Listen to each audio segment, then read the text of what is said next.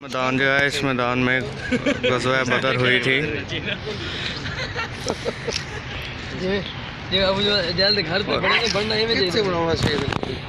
और ये जो आप सामने कुआं देख रहे हैं, इस कुएं में 70 कुफ़ार को वास्ले जहन्नम किया गया था। माशाल्लाह आपको नज़दीक आगे भी ज़ियारत करवाएंगे।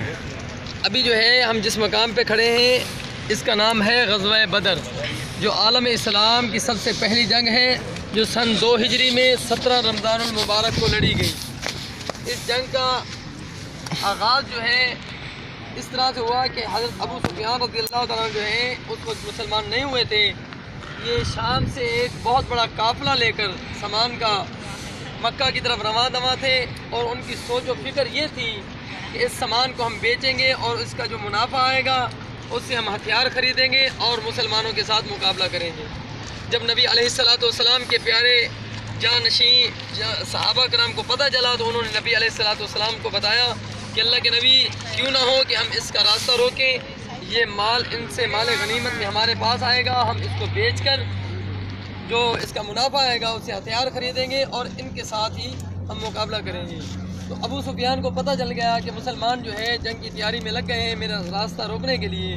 तो उसने मुशरिकीन मक्का को इत्तला भिजवा दी कि तुम इनका रास्ता रोको, मैं अपना काफ़िला लेकर किसी तरीके से निकल जाऊँगा। इसी तरह हुआ कि मुशरिकीन मक्का का 1000 का लश्कर और नबी अलैहिस्सलातु वस्सलाम के जो सहाबा थे 313 थे, वो यहाँ आए और यहाँ आकर कुफ़ार के साथ आमना सामना हुआ। तो कुफ़ार के खैमे जो लगाए गए, उन्होंने खैमे गाड़े वो सामने वाली साइड पे, इस साइड पे ये पथरीली थी और मुसलमानों के हिस्से में ये साइड आई जिस साइड पे हम खड़े हैं ये रेतली थी, रेत थी।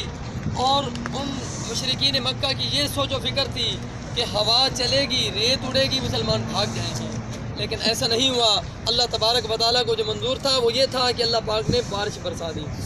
जैसे बारिश बरसी, रेत जम गई पानी पीकर और पथरीली साइड पे कीचड़ सा बन गया और कुफ़ार को दिक्कत उठाना पड़ी। और जैसे ही बारिश बरसी और सुबह को आका अलैहिस्सलातु वस्सलाम का खैमा मुबारक इस मस्जिद वाली जगह पे लगाया गया। इस मस्जिद का नाम है मस्जिद अल अरीश, खैमे का नाम भी अल अरीश था, खैमा अल अरीश।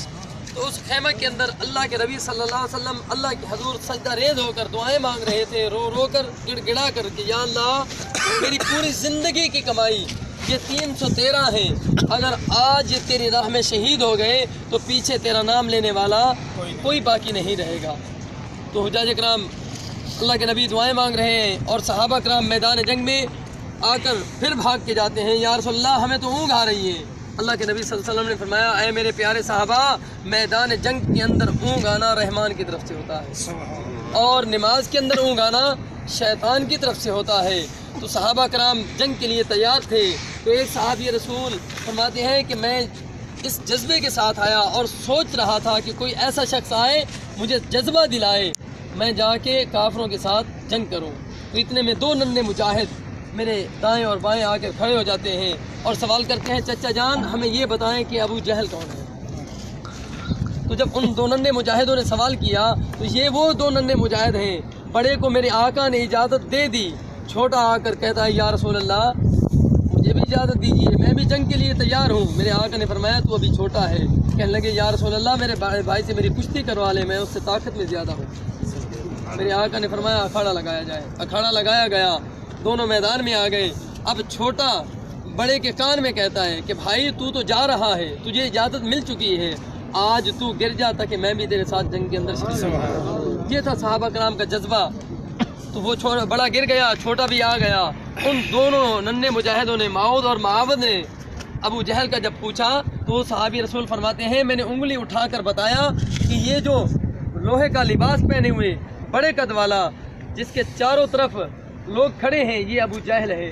ये कहकर कहते हैं कि मैंने अभी उंगली नीचे नहीं की थी, वो 2 नन्हे मुजाहिद मेरे पास मौजूद नहीं थे।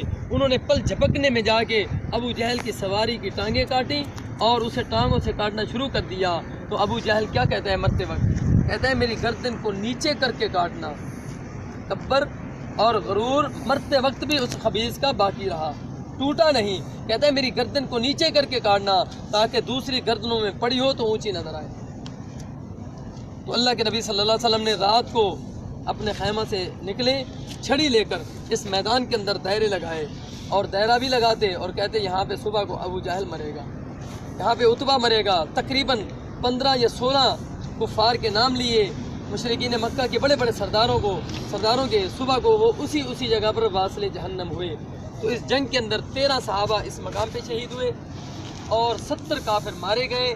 آقا علیہ السلام نے ان 70 کافروں کو اکٹھا کر کے اس کنویں کے اندر پھینکوا دیا، اور قریب جا کر کہنے لگے، میرے آقا نے فرمایا، اے ابو جہل، اے عتبہ شیبہ، بتاؤ آج کا دن آپ پہ کیسا بیتا؟ تو ساتھ کھڑے حضرت عمر فاروق رضی اللہ تعالیٰ عنہ کہنے لگے، یا رسول اللہ، کیا یہ سن رہے ہیں؟ میرے آقا نے فرمایا، اے عمر، یہ تجھ سے بھی زیادہ سن رہے ہیں۔ وہ 70 خبیث اس کنویں کے اندر واصل جہنم ہیں، اور 70 صحابہ کرام، 13 صحابہ کرام اس قبرستان کے اندر۔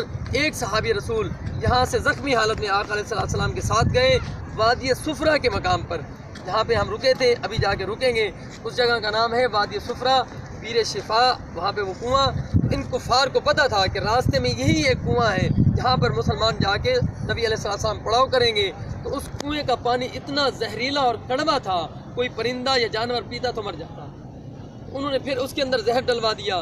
میرے آقا جب وہاں پہنچے تو میرے آقا نے پہلے اس کے اندر اپنا لعاب دہن مبارک یعنی تھوک مبارک ڈالی، پھر صحابہ کرام کو حکم دیا کہ اب پانی بھر کے پیو بھی، سواریوں کو بھی پلاؤ اور بھر بھی لو۔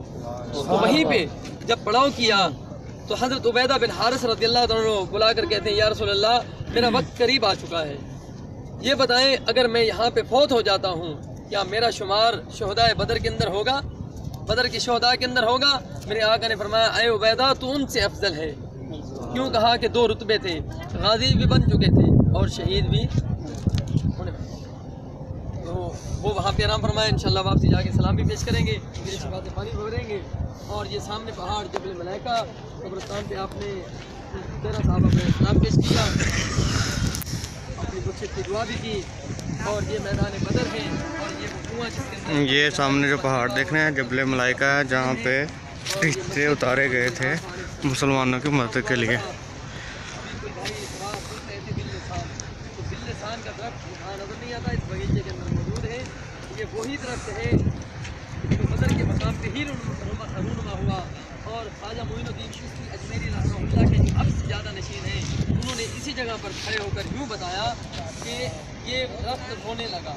جب صحابہ نے آگے کہا، اللہ کے نبی، زخم بہت گہرے ہیں، کوئی دعا کوئی دوا عطا کرے، تو یہ درخت رونے لگا، کہنے لگا، اللہ کے نبی، مجھ سے کام لیا جائے، میں کب کام آؤں گا؟ اللہ کے نبی نے فرمایا، اس کو ٹک لگاؤ، اس کا جو پانی نکلے زخموں پہ لگاؤ۔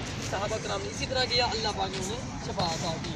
پھر جب تابعین کا دور آیا تو انہوں نے آ کے بدر کے مقام پہ صدا بلند کی کہ وہ کون سا درخت ہے جس کے بارے میں آقا علیہ السلام نے یہ فرمان جاری کیا۔ تو یہ پھر بول پڑا، وہ کہنے لگا، میں ہوں۔ اسی لیے اسے کہتے ہیں باللسان، زباں والا، بولنے والا درخت۔ اس کے روغن کے اندر اللہ پاک نے 70 سے زائد بیماریوں کی شفا رکھی ہے۔ ابھی یہ مسجد کے باہر سٹال لگا کے بیٹھے ہوئے ہیں، یہاں سے بھی آپ کو مل سکتا ہے۔ آپ نے گاڑی کے اندر زیارتیں کی ہوں گی، اس کے اندر بھی بیچتے ہیں، لیکن یہ 2 قسم کا ہوتا ہے۔ ایک جو درخت سے ڈائریکٹ نکلتا ہے وہ تھوڑا مہنگا دیتے ہیں، جو لکڑیوں کو کاٹ کر اس کا ارک نکالا جائے وہ تھوڑا سستا ہوتا ہے، وہ آپ کو 50 ریال کے اندر بڑی چیز یہ